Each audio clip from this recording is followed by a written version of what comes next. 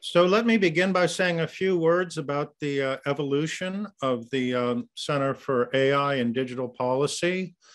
This grew out of work that the OECD began several years ago. For those of you who are not familiar with the international organization, it shares a joint commitment to both economic growth and the support of democratic values. And it is within that context that a number of influential policy frameworks have been developed for privacy, for computer security, consumer protection, and risk management.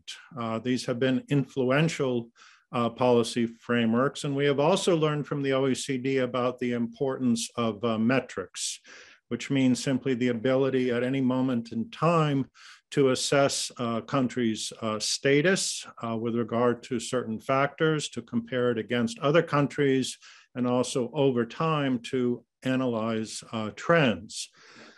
The OECD, as I'm sure you know, also was responsible for the first global framework on AI policy. This was a non-binding instrument announced in 2019 that later received support from the G20 nations. There are now more than 50 countries that have signed up for either the OECD principles or the G20 guidelines. But of course, these policy frameworks raise significant questions. How do we evaluate implementation? What will happen next? We know also, as the discussion over AI policy has moved forward, there have been critical questions asked about human rights. Where are the red lines for the deployment of AI systems? This is Michelle Bachelet, the head of the UN Office of the High Commission for Human Rights, releasing a report just a couple of months ago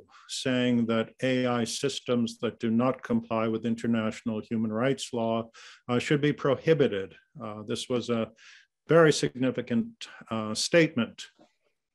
And so in our understanding of AI policies and practices, we have incorporated a number of different frameworks.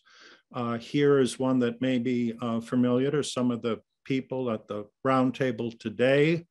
These are the Universal Guidelines for AI, a human rights centric list of rights and responsibilities associated with the use of AI systems. This was endorsed by more than 300 experts, many scientific and computing societies, including the American Association for the Advancement of Science, in more than 40 countries. Now, I won't go into all of the details of our report. You will find the information online on our website.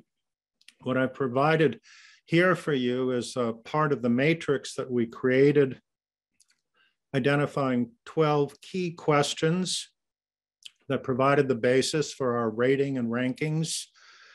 We simply asked for each question whether a country had completed an objective, such as endorsement of the OECD AI principles, and we asked next if the country had implemented the objective. And you can imagine, for example, some questions might be quite easy to answer. They get a yes.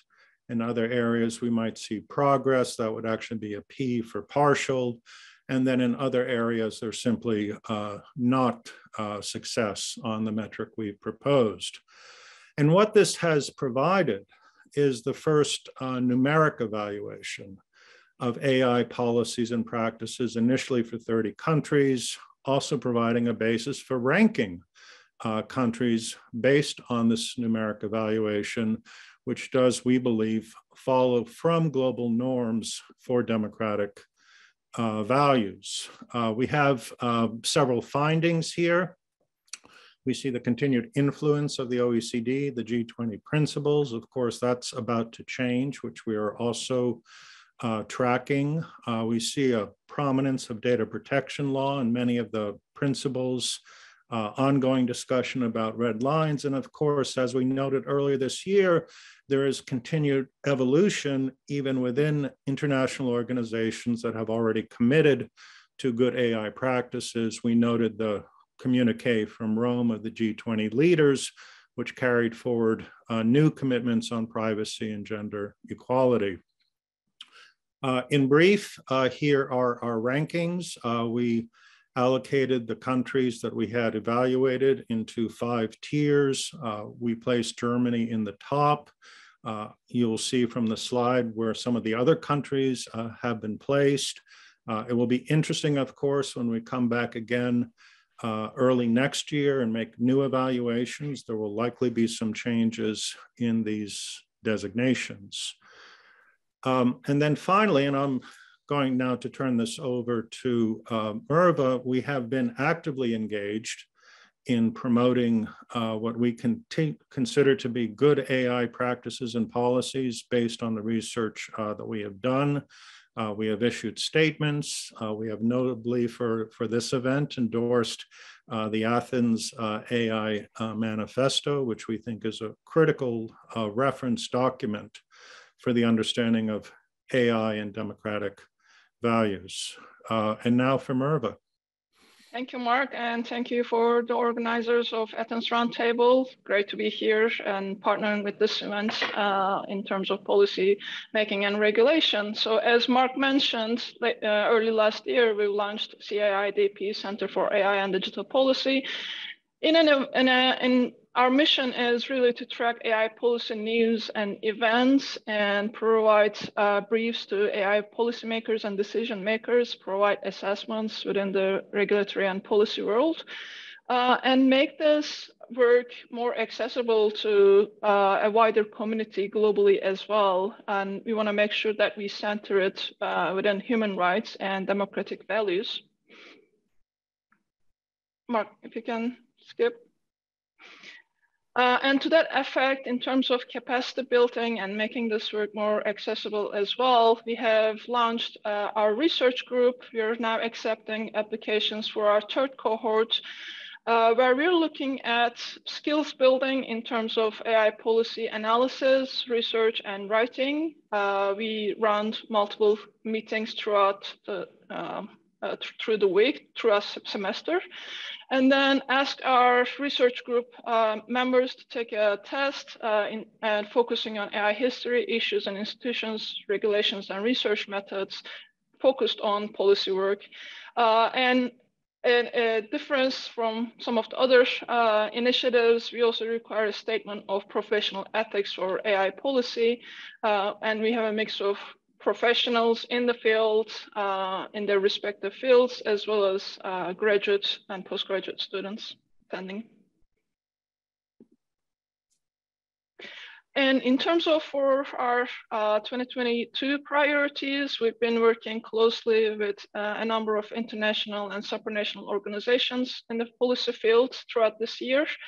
And we will continue our focus on the EU AI Act as the deliberations now continue and the respective LIBE and IMCO committees take over the next round of works.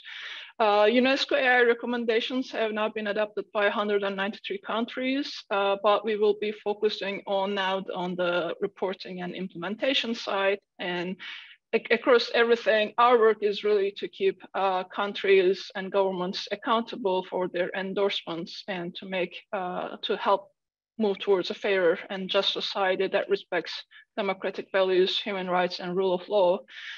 Similar work with Trade and Technology Council as EU and US partner on this work to move forward. And then again, one of our priorities, although this is a very shifting world and there will be, I know there will be additional work coming through the year. Council of Europe, CAHAI, has just last week finalized its recommendations for the elements towards AI legal instruments. So the next piece is going to be with the Council of Ministers, and we will be providing assessments as well as recommendations towards that as well. Thank you.